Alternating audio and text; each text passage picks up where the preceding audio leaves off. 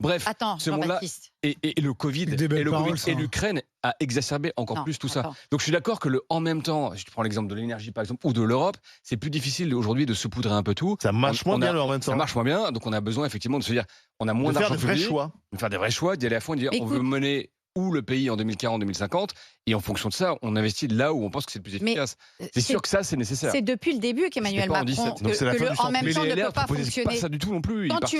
Quand tu as un président qui, au moment de ses vœux cette année-là, vient te dire il y a des crises qui nous sont tombées dessus, qu'on ne pouvait pas prévoir. Il nous dit la crise écologique. Non mais excuse-moi, ça va faire...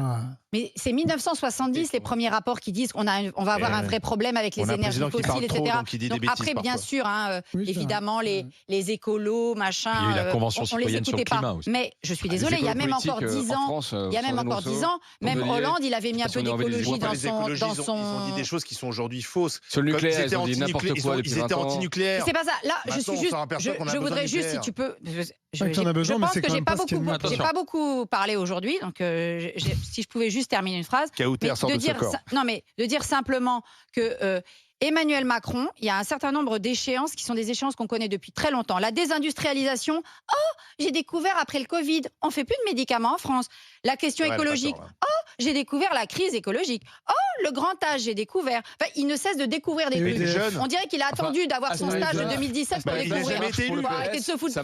Merci Marc d'avoir été dans les GG. Alors, la question... Il n'y a pas que pas élu. Il y a aussi peut-être aussi sa vie perso et le fait qu'il vit dans une autre planète. Je suis d'accord avec toi. La planète du 8e arrondissement de Paris. On a posé la question, je remercie Marc.